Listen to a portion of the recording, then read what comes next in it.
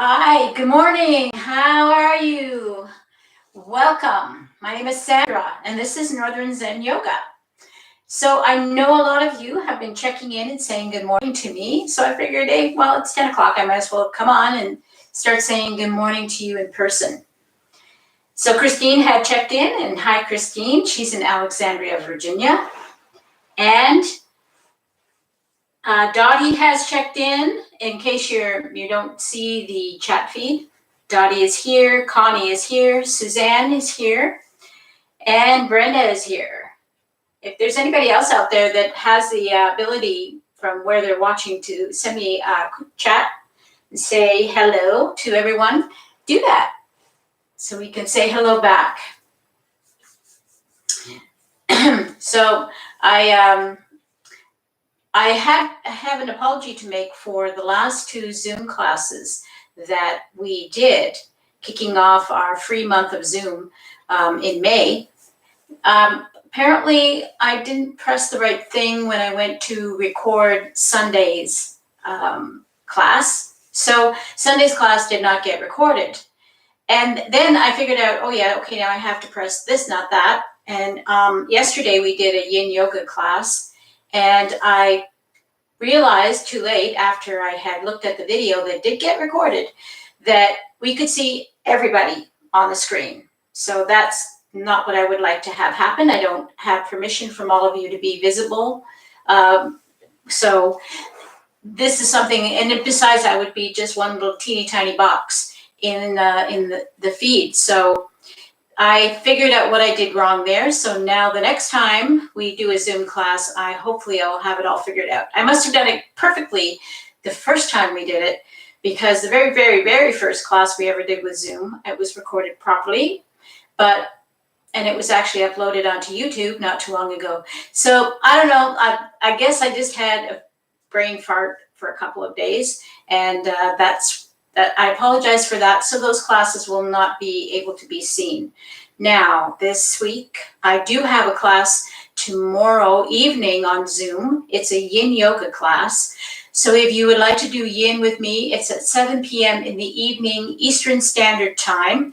So that means if you're on the West Coast, it would be a bit earlier, be a couple of hours earlier. But unfortunately, if you're in the UK, or places in Europe, then it's going to probably be closer to 11 o'clock at night for you. So that's not too late to do some yin before you go to sleep. You can join me. Also too, on Thursday morning, we'll have a Zoom class, and I believe it's a flow class. But I do have a calendar that is on my website. So all you have to do is go to my website, www.northernzenyoga.com, and look at the page that says live classes.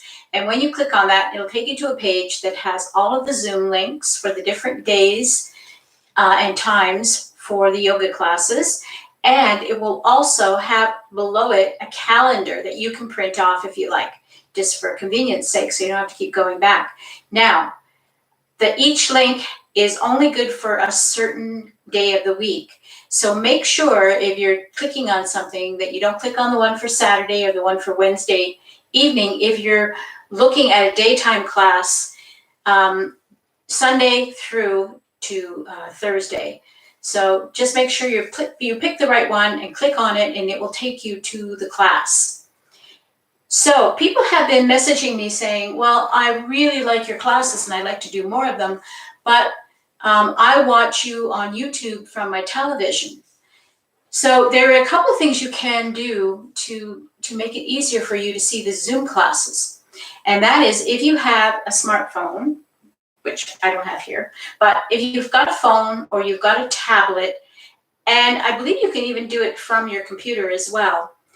When you go to the meeting page, you'll probably see a spot where you can cast the image up to your television. Now, casting is one of those buzzwords that they use for computers and TVs to connect to each other wirelessly. In order to do this, you need a couple of things. First of all, you just need to download the app for Zoom onto your phone or your tablet, or If you're on a computer, you don't have to worry as much because all you have to do is click the link and it will open up a page for you on a website. But in order to do this on your phone or tablet, you have to have downloaded the app already. So then you need to go to your television and you need to download an app on your TV, whether it's a Roku or whether it's a Fire Stick or whether your smart TV has all of these things built into it. You'll find that there is something usually in the utilities applications for casting or mirroring your phone, your iPad, your iPhone, your Android stuff as well, and even from your computer. So what you need to do is download the app. If there's any questions that it asks you for setup, you have to follow the setup questions. And then all you do is you just hit that icon that looks like a little broadcast signal going off in a square, and it will send it over to that and you can see it on the TV. Now, the only downside of that is that you won't be interactive. You'll be able to see the class, you'll be able to see what's going on, but once you've cast it to the television, you'll get the audio from me, from our end, or anybody else speaking, but you won't be able to join in the conversation. So try it out. You can try practicing with it by casting things. I've done it. I tried it out myself by casting anything. You can cast any website that you're browsing through to the TV. If you have a video that you're running on YouTube, you can see if you can cast it in that fashion to try out, make sure you can test the water to see how it all works before you come to the Zoom class. So Susan Edwards is saying hello, and a few people are saying happy belated birthday to Dottie because Dottie's birthday was yesterday, and I just fortunately found that out, so I'm going to embarrass Dottie, but it's okay, Dottie, because nobody can see you being embarrassed that it was her birthday. And I never asked her how old she is because it really doesn't matter anymore, right? We're all just beautiful, young, at heart women. Now, to get back to the Zoom, the only thing I noticed was that a couple of people tried to enter the Zoom class after it had begun. Now, I open up the Zoom feed for you to come and join us at least a half an hour, minimum 15 minutes. That will be available for you to come and start signing in to the Zoom class.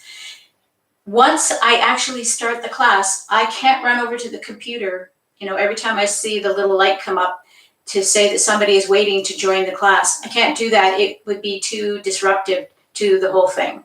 So this is one of those times when you have to be early, not late. And unfortunately, if you are late, you won't be admitted into the class. So if anybody did try to come to the Zoom class and they just sat there and waited and nothing happened, that's why. But once I've got my head around how to record the classes and edit them and upload them, they will be available for you, for some of them anyway, for the general public, and all of them for the members on the member page. Okay, so I think that's enough business stuff. Anyway, let's get started. Today we're going to be doing a Hatha yoga practice, which basically just means we're going to go through most of the gentler, easier, and standard positions of Hatha, of yoga itself. So, and Hatha means sun and moon. So when people talk about Hatha yoga, they're talking about basic yoga. And from Hatha, all kinds of variations of yoga were born. But the very, very basic, fundamental yoga practice started as a Hatha practice. So I'm going to ask you today to have a couple of things handy for your own convenience. If you've got them, if you can get up and run and go get them quickly before we begin, that'd be great. Is if you have a block, make sure you've got your block handy. If you don't have a block, you can use a couple of hard-covered books to help you, to assist you. If you've got a really thick one, that's even better. You don't need two then. If they're thinner, you can use two stacked up together as a block, and a strap. Now, If you don't have a strap that's a yoga strap, don't worry about it. If you've got a belt, if you've got a long scarf, you can use those too.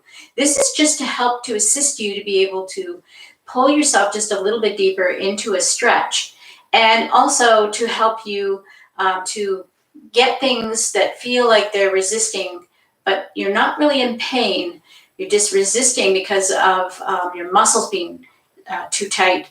You can help to bring that into a deeper position. So I will show you a couple of things you can do with a strap in a few minutes. The other thing you'll want to have is a blanket or a cushion to sit on.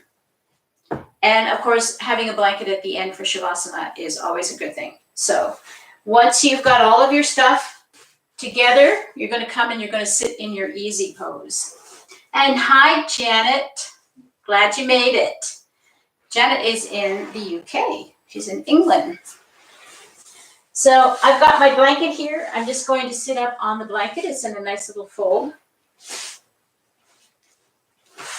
Just move a few things out of the way to begin with.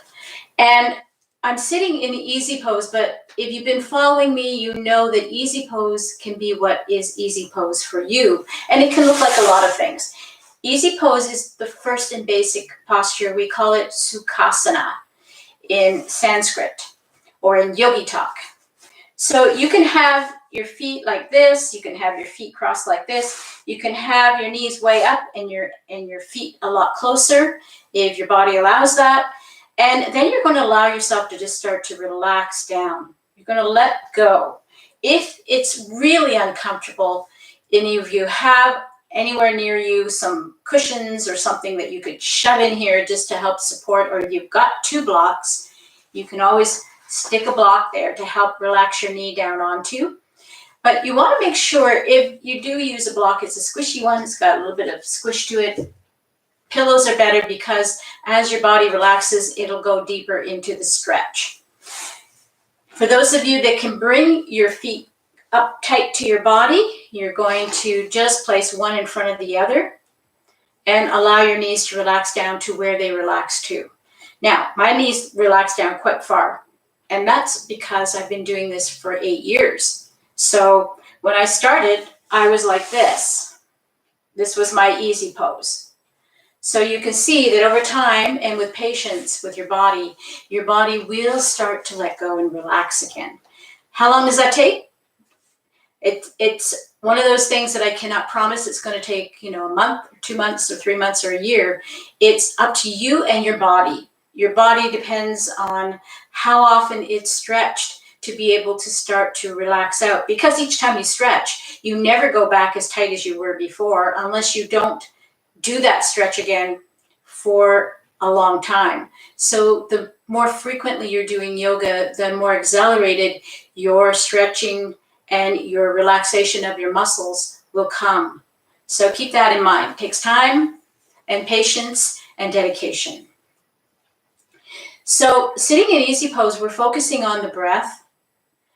We breathe in and we push our belly out on the inhale. So for some of you, this might all seem really academic and I'm repeating stuff that you've heard a million times, but it's never wrong to hear this over and over again, because quite often, even as we have been practicing yoga for a while, we forget to breathe.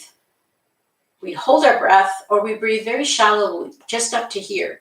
Where I want you to breathe is down in here, down in the bottom part of your lungs. So when you take your inhale through your nose, you're going to push your belly out, dropping your diaphragm down so your lungs can expand. So let's inhale. Really open up in there, hold your breath for a second, and then as you exhale, you're going to push the belly back and up.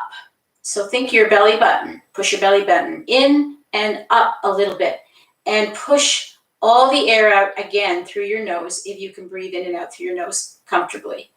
So let's do that again. Inhale, exhale. Inhale, exhale. So I don't know if you can hear it on the feed, but I'm making a sound. And that sound is done by just slightly constricting my throat as the air passes through to slow down the passage of air to slow down the exhale. And we call this the Ujjayi breath, the victory breath.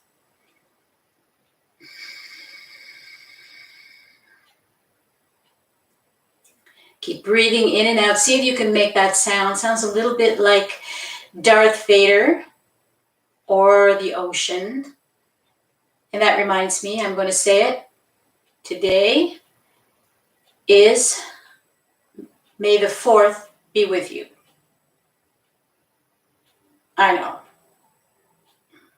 I had to.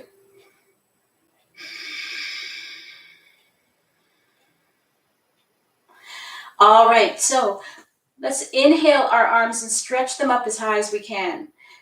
So just keep in mind that wherever you're going with this particular movement, wherever you need to stop, that's where you have to stop. When your body says, I can't lift my shoulders higher, that's where you stop.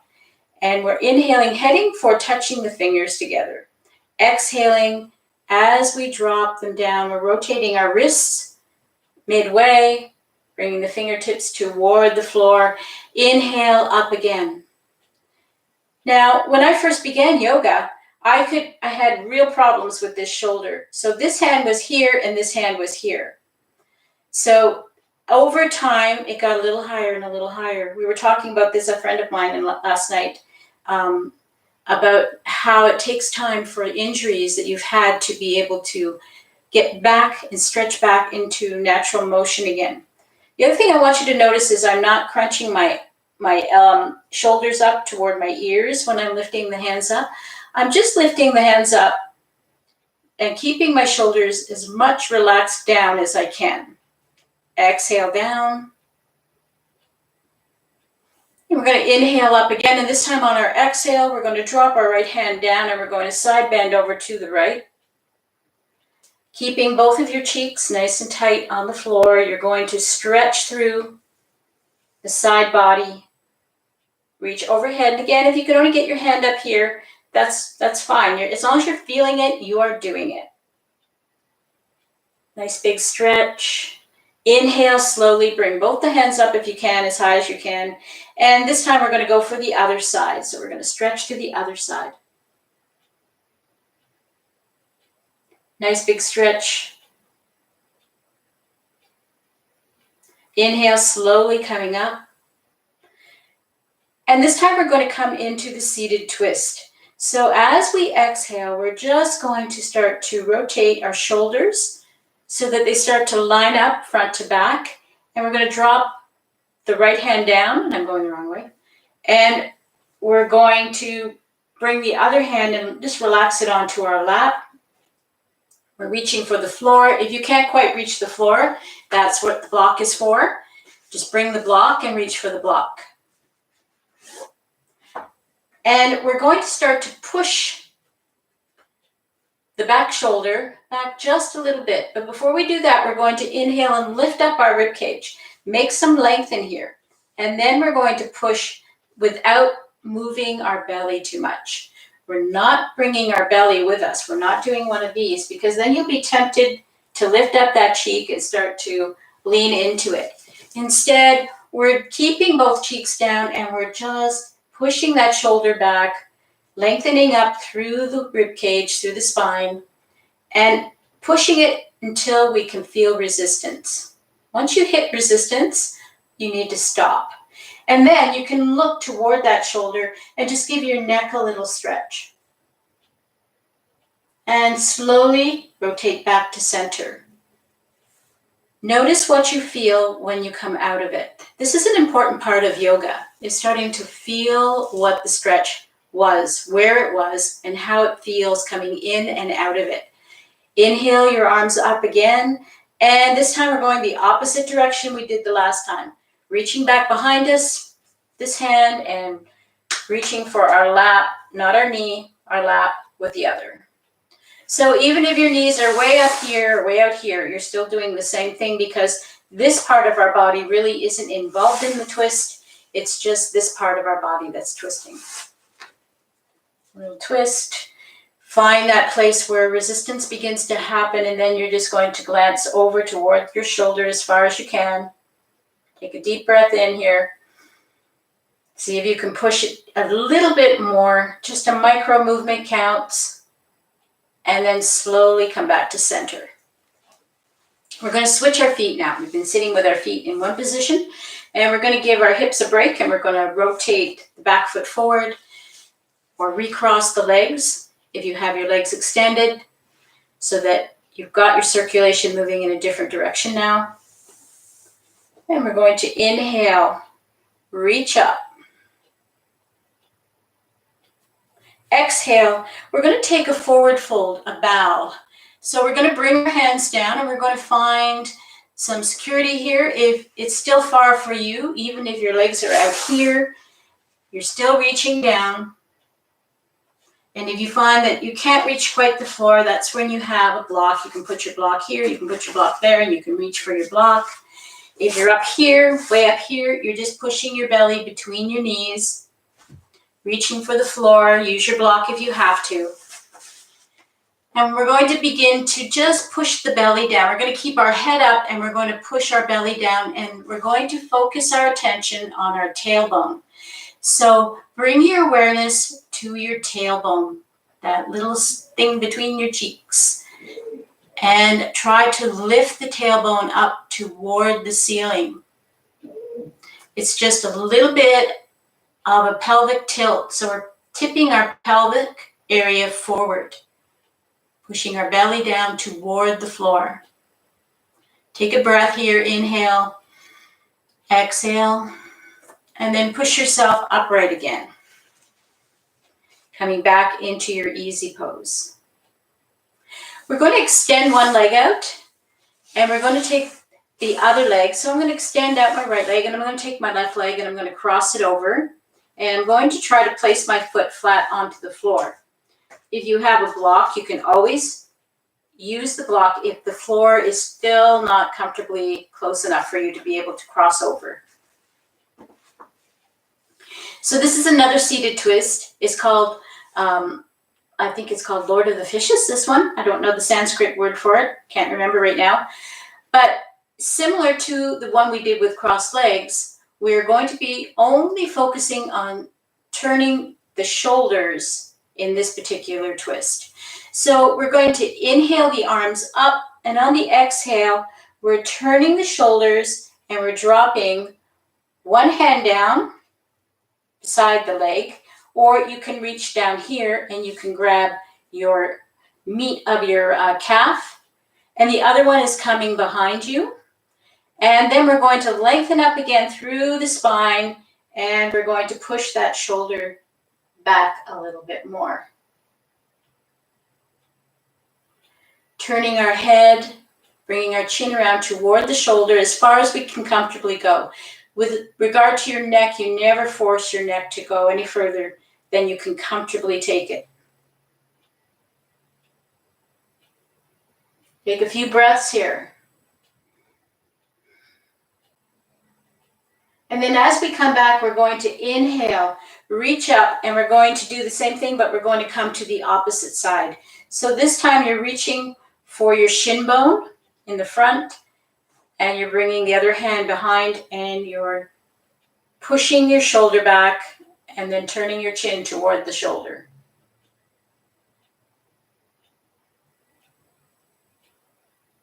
Come back to center. Inhale the arms up again, exhale them down, stretch out your legs, give them a shake if you need to, and then we're going to switch sides.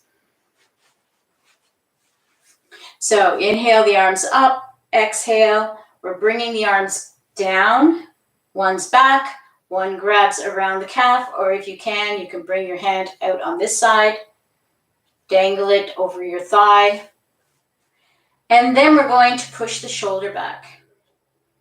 Lengthen up through the spine and see if you can take it just a little further.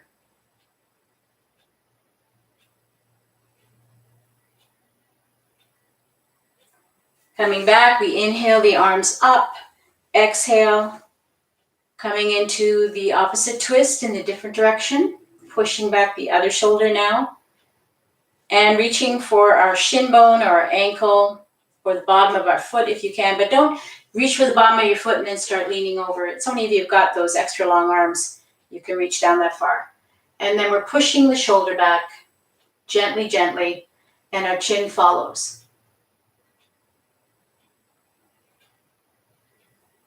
Inhale as you come back up again, reach up, stretch up through the spine, uncross your legs, relax down, and we're going to start to bring our belly forward.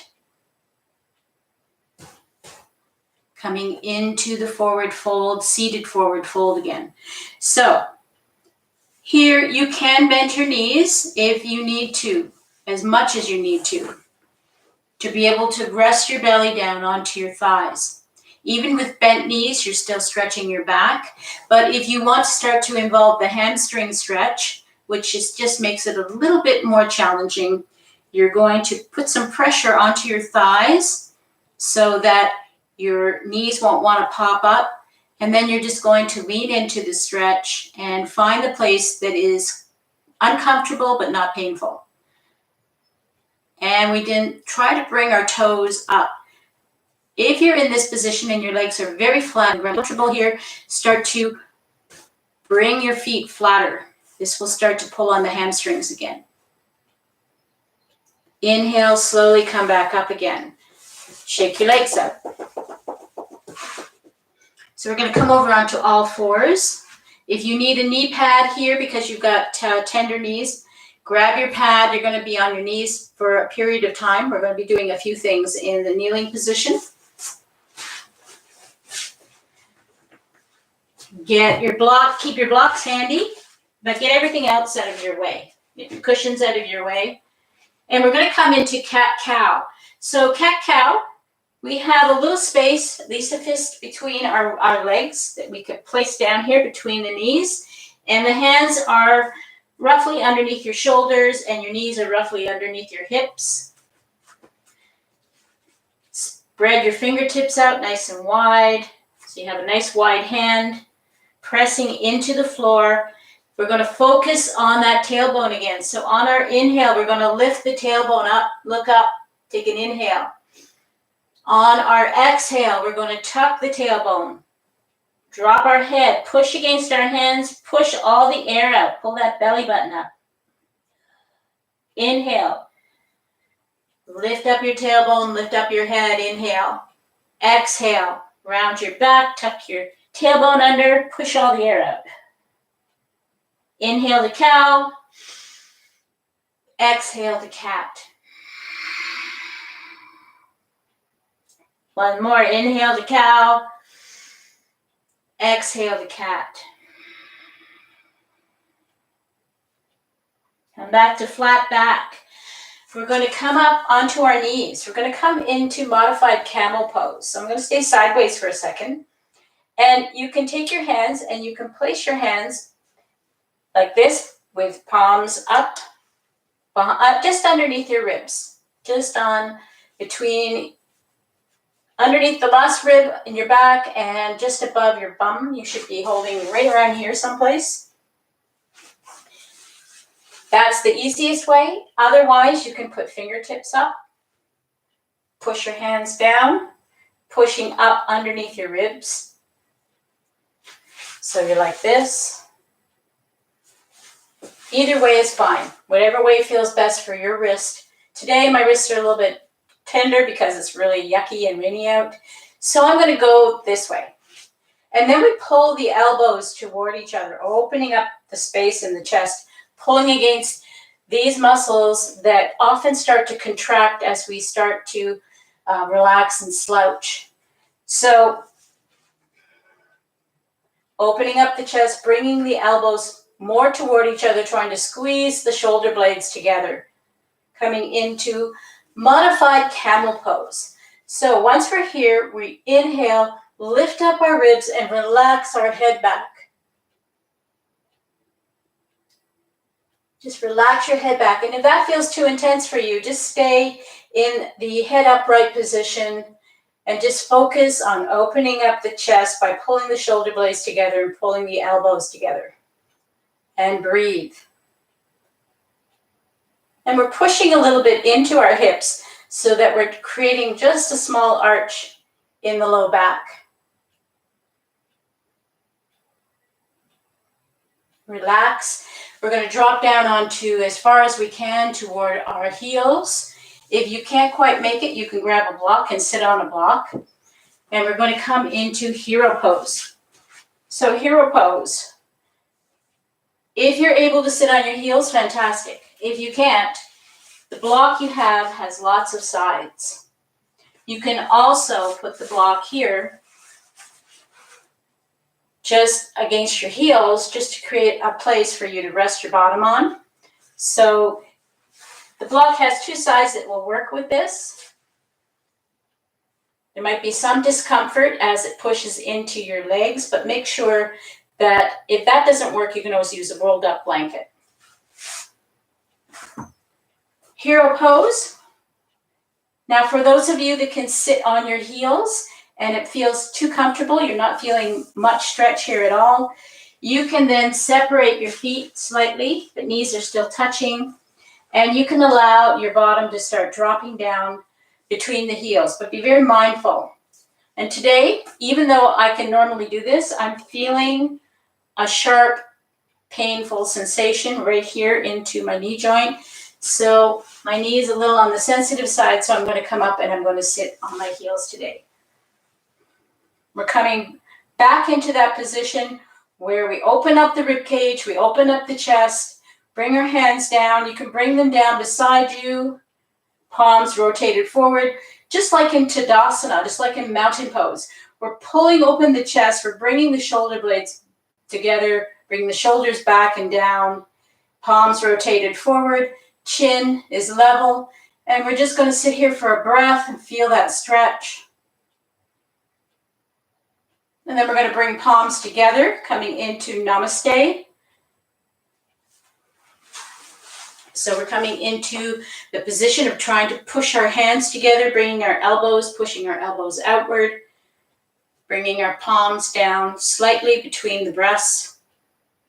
And if your hands don't quite make it together, that's okay, just as long as you can feel the tension there, that you continue to push toward meeting the palms together, you're all right.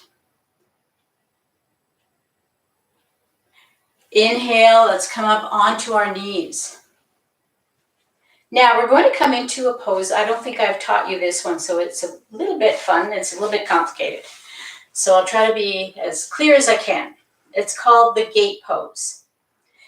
So gate pose has two positions, the open and closed gate. So we're going to take our hand, get it ready. We're going to take the right leg. We're going to start with the right leg. We're going to bring it out to the side and we're going to stretch it out. Our foot, we're pushing our foot down, trying to get it to go flat onto the floor. This hand, we're going to take it and we're going to drop it down to the floor. So the back foot is here and it can be in any angle that helps you to feel balanced, and you'll see why in a second. And also too, you can use a block here if the floor feels too far away. But most of us can reach the floor in this position. And then we're going to shift our weight onto our hand and lift our leg up off the floor. We're going to make sure the shoulder is coming up toward the ceiling. And if you can do that, you can reach for the ceiling. This is the closed gate. And then we're going to drop the foot. We're going to open up, take a side bend, and the gate is open. So let's do that again. Drop your hand down to the floor. As you shift the weight onto your hand, you're going to lift your leg up. Lifting it up, trying to get it to go as evenly with your hip as you can. Flat foot. And then we're going to reach up toward the ceiling. Close gate, push, come back upright, take a side bend, open gate. All right, let's do it on the other side. Now you see why I told you should have a pad for your knees if your knees are tender today. So we're going to bring out the other leg now to the side, pushing our foot down as flat as we can toward the floor for stability. And we're going to take this hand, we're going to drop it to the floor. Once we've got our weight shifted over there, we're going to release the weight off of our foot, bring our foot up, and then we're going to reach up toward the ceiling.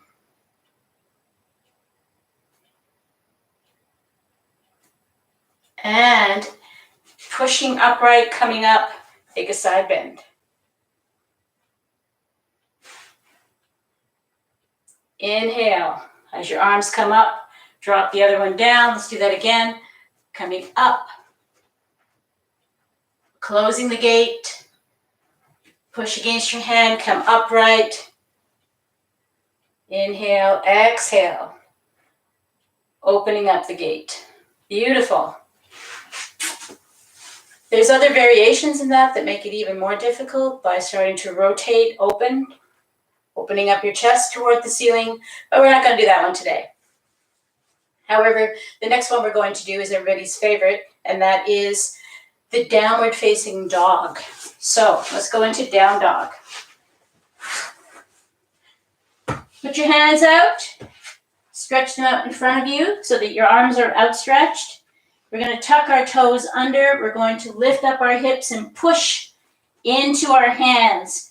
You may want to turn your fingertips toward each other a little bit to help your shoulder blades flatten. And we're going to breathe here, just for a couple of breaths.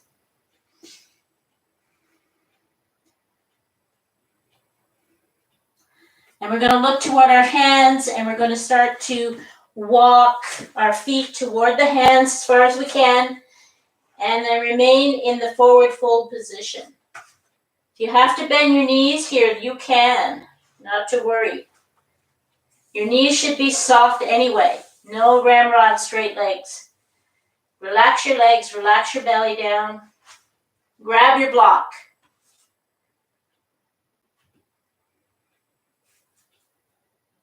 Relaxing here in Uttasana, the forward fold.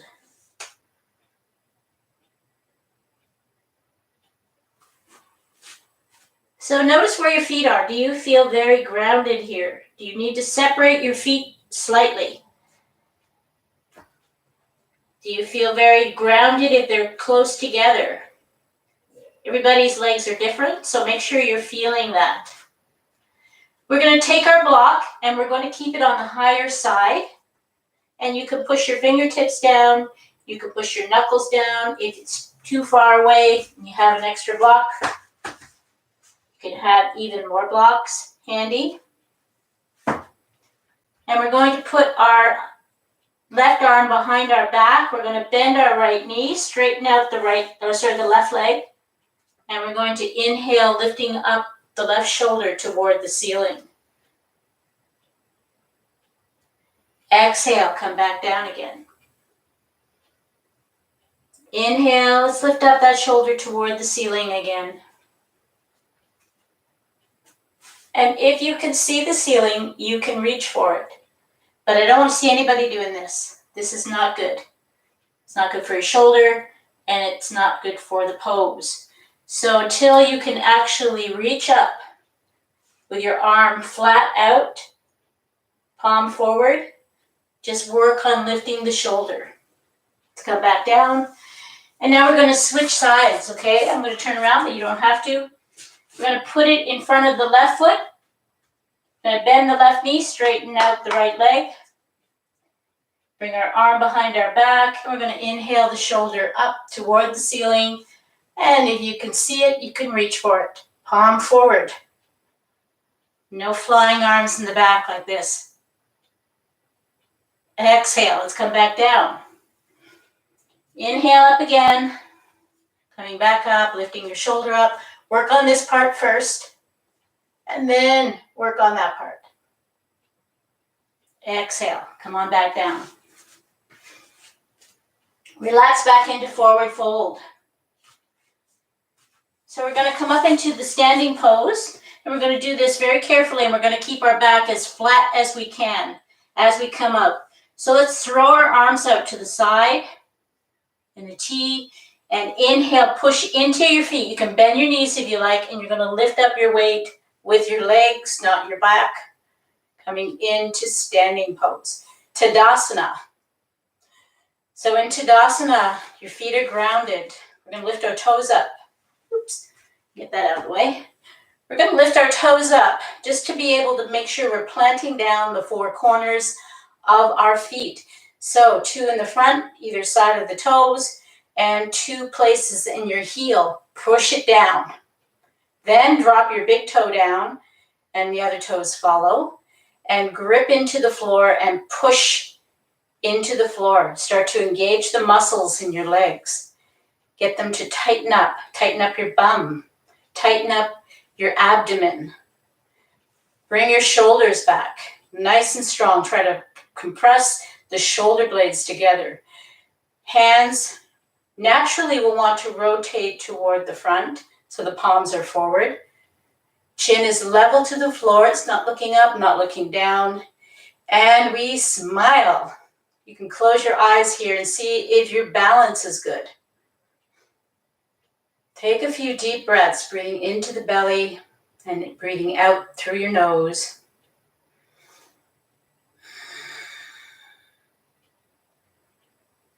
Beautiful, beautiful Tadasana. How I remember this Sanskrit name is it's like going ta-da. So it's Tadasana. Beautiful, beautiful. This posture you can do anytime. And I think in my newsletter this past week, I mentioned places that you can practice your yoga. And this is a posture you can practice anywhere that you have to stand for any length of time, standing in line for anything. Even if you've got your, your grocery cart in front of you and you've got your hands on the cart and you don't want to look too conspicuous, you can still pull yourself into the posture and just breathe and become very meditative in this posture. Start to hear what's going on all around you, the conversations, the noises. It's a wonderful way to just practice a little moment of yoga any time of the day. Okay, from Tadasana, we're going to practice a couple of the classic yoga poses, the Warrior series. So we're going to look at Warrior 1, and I'm going to stay facing forward for just a second because I want you to see the position of my feet. So Warrior 1, I'm starting from the middle of my mat, and I'm going to take a step forward with my right leg, and I'm stepping forward, and my left foot, I'm going to step it back a bit, and I'm going to keep stepping it back until I can feel a stretch here, and I can still press my heel down into the floor. So I want you to look at my feet. If I was to draw a line down the mat, one foot is on one side of that line and one foot is on the other side of that line. There are a lot of yogis out there that teach line up the heels in Warrior 1. It's not good for your back. It's actually going to, over time, damage your vertebrae, your lower vertebrae in the lumbar area. So we have to have the hips forward in this posture. So to have that foot cranked back and lined up with the one in front requires either a very, very flexible, internally rotated hip joint, or it requires starting to torque on your L5 vertebrae. So because you have to get the hips forward. So if I was to put my heel back here, my hips are naturally wanting to go this direction. So as I try to start to pull my hips this way, and because I've been doing yoga a long time, I'm very loose in this hip joint, I can go to about here, and then if I'm honest, I start to feel my vertebrae in the lower back start to torque. So to avoid that injury, we have now re-educated everyone, hopefully, but not everybody has taken the education that this is the proper positioning of the body. So watch your knee. Your knee's going to want to try to cave in. Just keep it pushing toward your baby toe. And then as you inhale, you're going to lift your hands up toward the ceiling. Look down. Can you see your toes down here? If you can't, just glance down and see the toes. You need to scooch this foot forward until you do. And that's because we need to make sure the knee is either in line with the ankle or the knee is slightly behind the ankle. So what I don't want to see, and I'm just going to turn this way to show you what I mean, is I don't want to see this. This is death and destruction for your knee joint. So make sure you're in a position, the knee is bent, yeah, and your foot is back here, and your hips are forward, but your toes are visible. So make sure you're doing that check, do that check, and find your toes. Let's flip to the other side. So now I'm going to put the other foot forward, the opposite foot forward, and I've got the opposite leg back. All the same rules apply. Nothing has changed. I'm just finding my position. Now, the other thing you can do is if it's a balance issue, you can have this leg way out here. As long as your hips are forward, as long as you're not feeling any pinching in your low back, you're okay. You can also bring them closer together. Just make sure that they are not in line with each other. That also has a lot to do with your hip alignment. And sometimes one leg you can move things closer and one leg you might need it to move farther out. Depends, because not both of your hips are shaped the same. So we inhale, reach up toward the ceiling, look down, I can see my toes. And we just take a breath here. And then we take a step forward. Standing in mountain pose. The next we're going to do is Warrior 2. So Warrior 2, we have a different situation. This time we do want to have our heels lined up together. So I'm going to face forward again this time. I'm going to step forward, my right foot, and I'm going to bring my left foot in line with my right foot. So you can see that as you look at me sideways, my hips are definitely facing out this way. My body is sideways completely. My knee here, it's going to want to cave in because it's lazy. So I have to push, push, push. I have to consciously, especially on this leg, I have to consciously be pushing that knee in the direction of my baby toe to keep the muscle engaged and to line up the body properly. Same thing applies if I'm in the upright position. I can see my toes if I glance down. I'm going to go sideways now so you can see it sideways. I've got a line. I drew a line on my mat so that I would always be reminded that my body positioning is important. So here I am. Notice the alignment of my knee to my ankle. And then we outreach. And we try to keep our body in a central position. So you notice I'm not trying to reach too far this way. I've seen lots of yogis doing this. And I'm not trying to reach too far back this way. I'm trying to keep my body in a neutralized position so that the tension on both arms is reaching out with the same strength in the opposite directions. And I'm looking out over the middle finger. From this position, I can drop my hand down. I can rest it here. I can rest it back here. And then I'm going to raise my palm up toward the ceiling first. I'm going to tip it down to have a look at it and look up toward the ceiling. Lean back just slightly, coming into proud warrior. Exhaling, we're bringing the arm down. And you notice these are balancing postures now. Requires your body to keep correcting to keep you balanced. Drop my arm down here. I'm going to rest it across my thigh. Going to lift my shoulder up toward the ceiling. And if I can lift my shoulder up and have a look at the ceiling, I'm going to then try to stretch. But if I'm trying to get the shoulder up and it's still in the drop down position because of my body hasn't been woke up enough to be able to rotate all the way, I'm just going to worry about that. I'm just going to be here and I'm going to worry about trying to get that shoulder up, up, up, up. Because what I don't want to see is, again, this, or even this. Because that is not good for your body. So let's work on opening up the chest, pulling that shoulder back, getting your back rotation going first. And then reaching overhead. Come back upright, warrior 2. Exhale. Drop your hands down. Let's switch directions. So this time I'm coming into having the other foot forward, the opposite foot, and I'm going to line up the heels. I'm going to find my stretch. Coming into warrior two. This is me looking forward toward you. You can see where my body is. The other thing I'm not doing is this. I'm lifting and I'm pushing my shoulders back so that my torso isn't tipped forward. I haven't got my knee hanging into space. Lots of times I see this. Looks like they're kind of surfing. But instead, work on bringing your torso upright, finding your place here where your hips are sideways, your knee is forward, your heels are in line, and your arms are gently raised up and reaching in opposite directions. I'm going to show you sideways.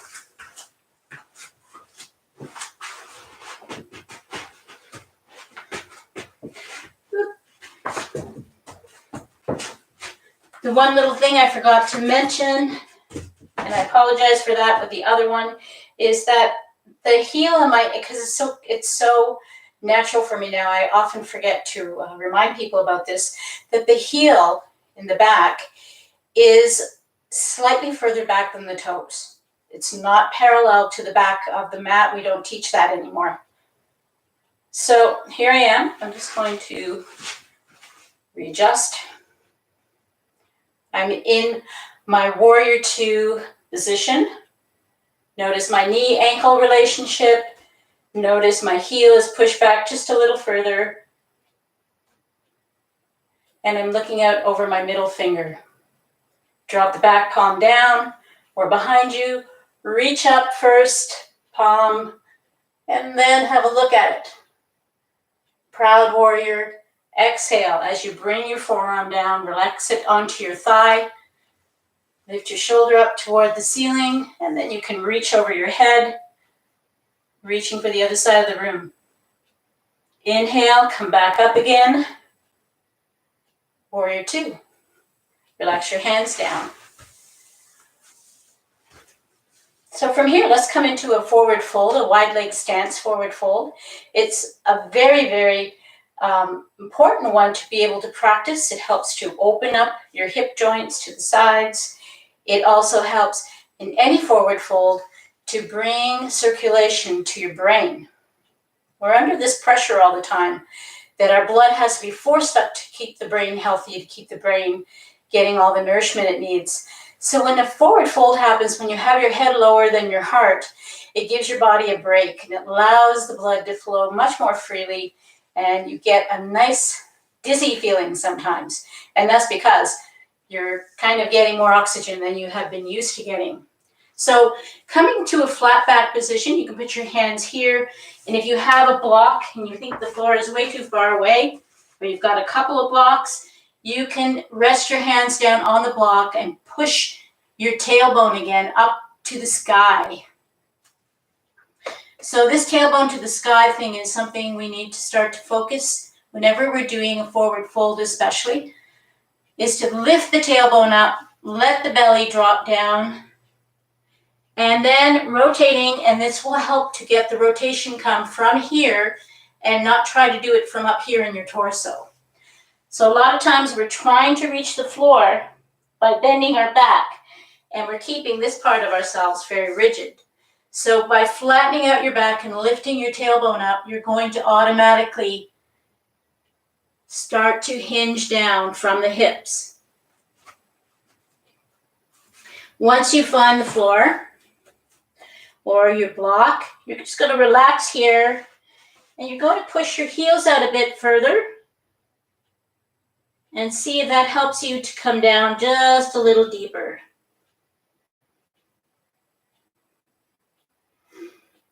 Breathe.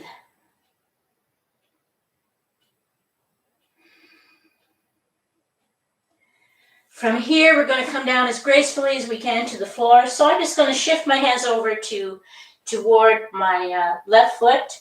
I'm going to drop my right knee down to the floor again. I'm going to bring the other leg in, and I'm going to come into a seated position. So, as I promised, I was going to show you what you can do with the strap. So the strap is just a way to be able to get into some of the stretches when you can't reach as far as you'd like to.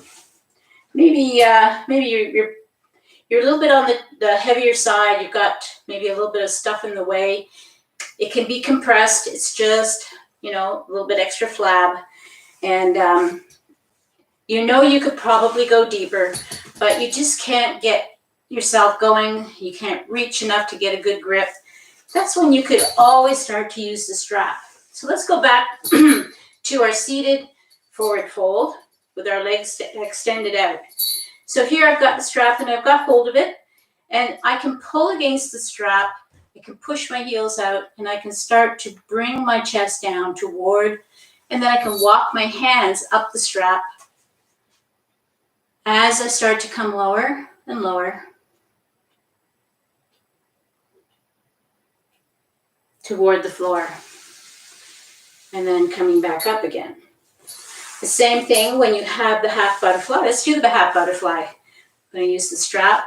The important thing to remember is, if you can see where the strap is against my foot, is that it's into the ball of my foot. It's below the toes and above my instep. So we don't hook it around here because that might put too much tension onto your arch.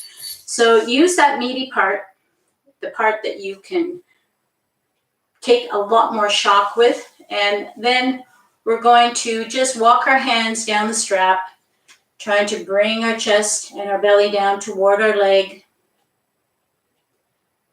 And if you don't have a strap and you don't need one, you can always reach for your toes here. Reach for the side of your foot to help bring you down a little deeper. Grab your ankle to help bring you down a little deeper. And we'll come back up again. Let's switch sides.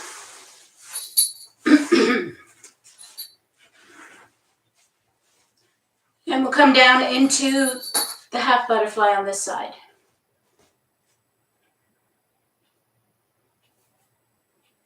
Walking your hands down the strap as it gets too easy, or your scarf, or whatever you're using.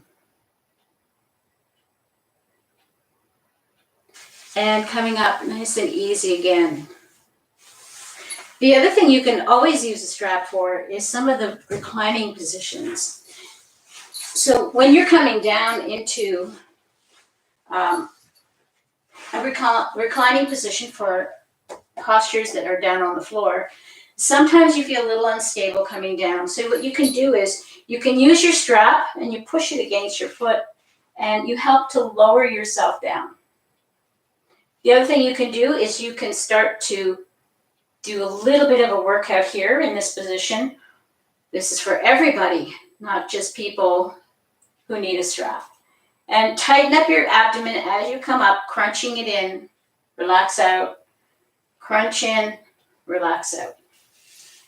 But if you're just coming down to the floor, just come down, and then you can bring your foot down gently, relaxing here. So basically anything that requires you to have to go into a folded position, you can use the assistance of the strap to help you to go deeper into the stretch, if that's what you're looking for, if you're looking for more than what you're able to go on your own.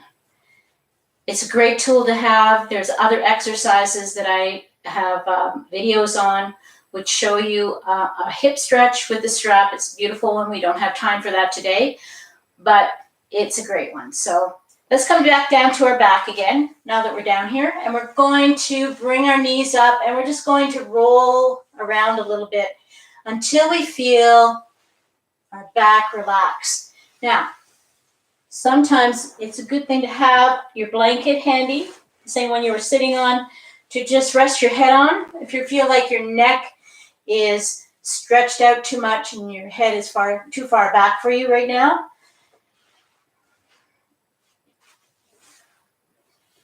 and just roll around. You can go in circles if you like, this way or that way, both ways. Or you can just rock side to side. Or if you're able to grab your feet, and here is also another place for the strap, but I just let my strap go, is you can put the strap across your feet and you can bring them up toward the ceiling into happy baby and rock here in happy baby, with or without a strap.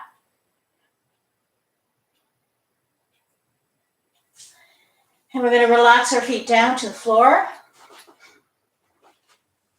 Take a deep inhale. And on your exhale, just drop your knees over to the left side. Roll onto your left side of your hip. Keep your shoulders toward the ground. Don't let them roll with your hip. Take a deep breath in and let it go this time through your mouth. Letting your body relax a little bit here. Take a few of those breaths. And then we're looking the opposite direction that our knees are going. This will help your shoulders to stay down. Take a few more breaths here.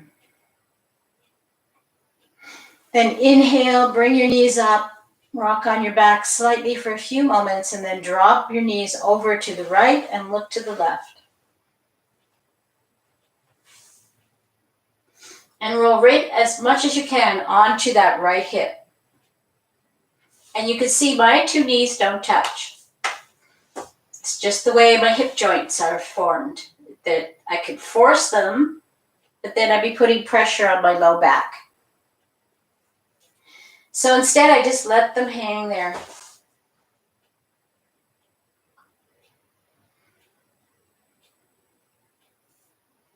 Inhale, bring your knees back up again. Flatten your feet down. We're going to push into our feet just gently and lift up our bum off the ground. We're coming into bridge pose. So this is the first level of bridge pose, just lifting your bottom up. Exhale it down. See if you can go just a little bit higher. Inhale it up. See if you can get up past your bra. For ladies, or mid-back, or the shoulder blades, to the shoulder blades for the men. And exhale it down.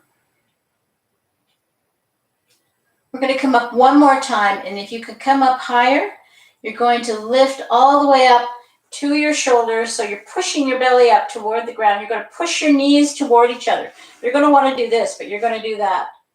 Turn your toes, so your toes are facing more toward each other.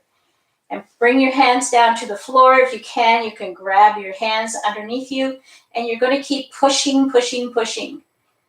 Pushing the knees together, even if they start to separate. Keep pushing toward each other, and exhale. Slowly come down. Just rock on your back. Separate your feet wide apart, and then do some windshield wipers side to side.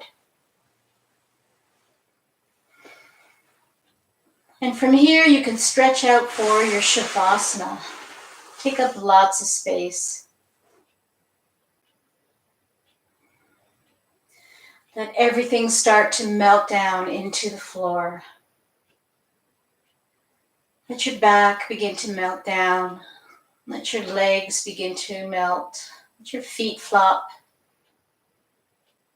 Let your palms face upward, ready to receive. Take a few of those deep breaths in through the nose and out through the mouth. And just let go of any last tension that's in your body. Just let it go.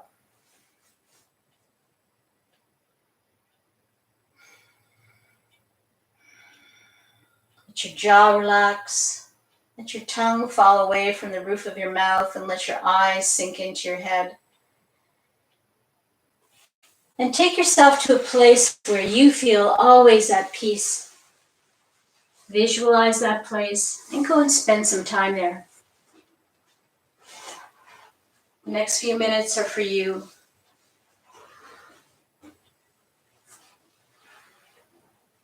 Let your breath relax.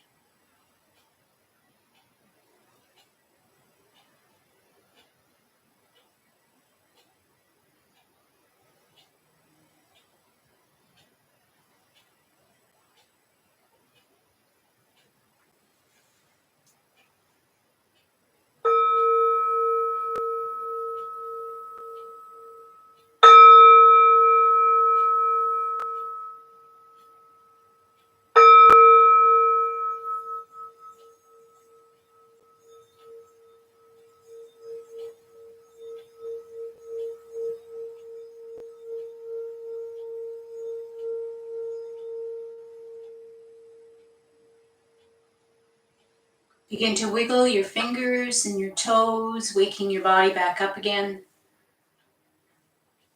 And give yourself a nice stretch. Just stretch yourself out. And bring your knees up and give yourself a nice big hug. Thank your body. Forget to always thank it for all it does. Give it some love. And then gently roll over to one side. It doesn't matter whichever side feels like the right side to roll to. And take a few breaths here before you get up. Just feel what you're feeling and how you're feeling. And then when you feel ready, you can make your way up to a seated position.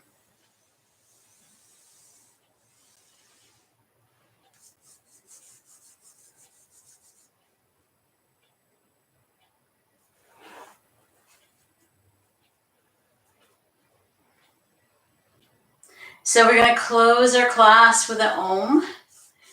Let's rub our hands together first. Generate some energy. Let's take a breath in.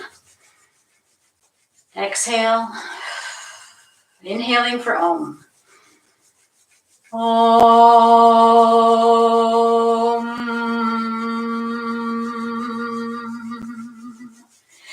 Now we've got these hands beautifully warmed up. Let's close our eyes, place our hands over our closed eyes, and when we breathe in, open them.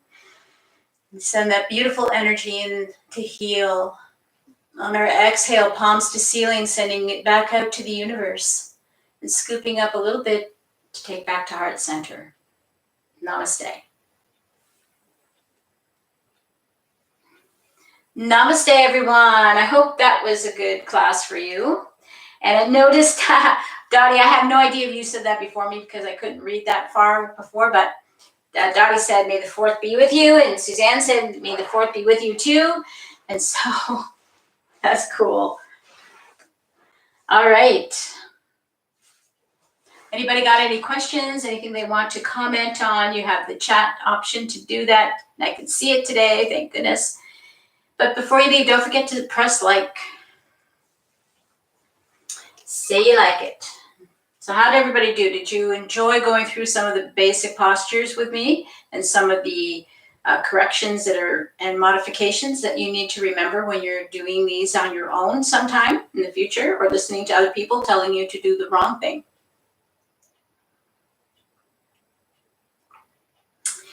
This is the nice thing about Zoom. I would be able to have conversation immediately with you, all of you, so that you could tell me what you're thinking, feeling, how you felt about it, what you felt from the practice, what was going on in your body.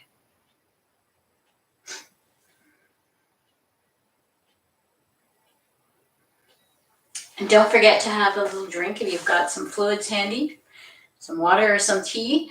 Hydrate your body after your practice. It's important.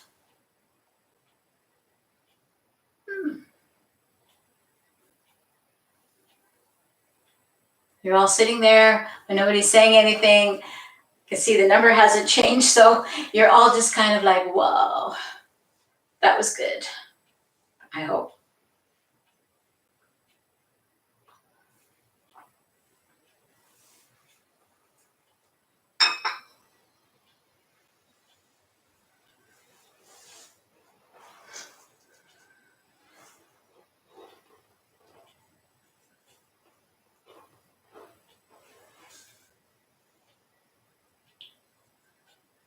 Nobody has a comment? Oops, somebody did. Susan. Oh, Suzanne said it was awesome. Thanks, Suzanne. No questions for me today.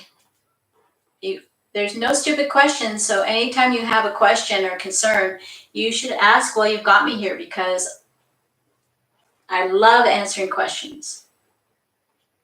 Oh, thank you, Connie. Connie said that was good explanation of the warrior postures. If you need a reinforcement of that, I do have a shorter series of videos on the Tube channel that explain all of the different warrior postures and break it down a little bit even more than we did today.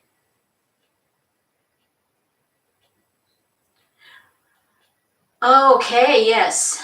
Linda's saying, are there exercises for her feet? She gets cramps in them.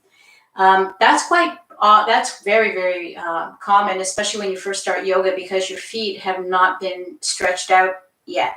And so when we are kind of in a position where we want to stretch them, especially if we're doing something and we just automatically just stretch out the leg and stretch out the foot, we'll get a cramp. So I do have a video. It's called Pada Bandha. It's a short video. I think it's only about 10 minutes or so. And you can actually work on your feet by exercising, not so much exercising, but massaging and stretching them. So the video takes you through how to manipulate your feet, how to massage them, how to work the toes, and get some circulation going down into the feet, how to put them down flat onto the floor. And Pada Bandha is the word that we call the foot block. Pada being foot, and Bandha is the word for lock. So a foot lock is the foundation of you standing. You should be working on this Pada Bandha foot lock all the time. As a matter of fact, the sooner you get your feet used to being properly planted down onto the ground, giving all of the foot the burden of holding your weight up, the sooner the pain in your feet will stop. So quite often we have difficulties with our feet in general because we've been shoving them into shoes that are not very well designed for feet. And then we walk around on very, very hard surfaces out on roads and things like that with very little shock absorption in the shoes. So unless you're a runner and you've got like the very, very best shock absorbing shoes in the world on your feet, most of us are not walking around with that kind of protection. So our feet are under assault all the time. And it's no wonder they hurt. So it's very, very important to practice the foot lock, to practice the proper placement of your foot down onto the ground, the 4 points. And I think that not this week, but the week before, my newsletter was about Pada Bandha as well, and showing you that the 4 points are this part here, just below the big toe and just below the little toe, and this side of your heel, that you should be practicing pressing them into the floor. Lift up your toes so your toes are not gripping the floor, not initially anyway. Feel those pressure points and then drop the toes down. And it's really important. The other important thing that we don't realize about our feet is that, massage people who do reflexology will tell you this, but there are nerve points on your feet which stimulate your organs, your internal organs, and your automatic systems in your body. So when we have our feet all crunched up and we don't walk around in the proper way on them, we are putting stress on our internal organs.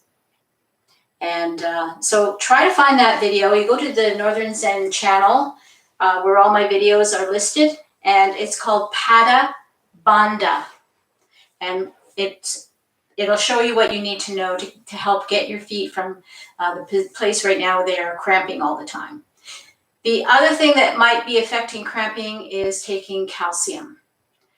If you need a calcium supplement, sometimes I've heard it said that calcium or magnesium that is lacking in your body will cause foot cramping. So I hope that helped. I hope that explained things.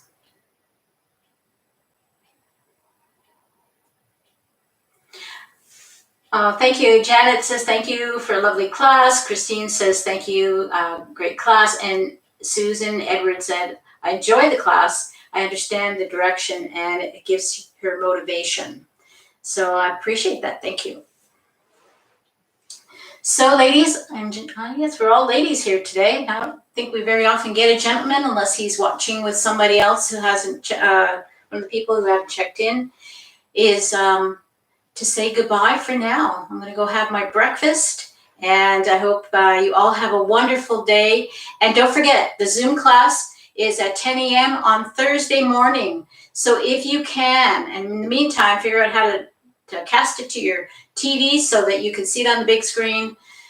Please join me. It's free and it's a lot of fun, and I think you'll like it a lot. You get to know some of the faces that go with the names that you're seeing all the time when you come on the YouTube channel. A lot of them are coming and joining the Zoom class. Please join it. Try it out. It's free this month for everybody to try out. And there's a lot more classes. Only Tuesday now is going to be for YouTube. So for the rest of the month, Tuesday mornings is the only YouTube class. All my other classes on the calendar are on Zoom. So try them out. See if you like it. I'm going to say goodbye. Namaste. Love you all. Bye-bye.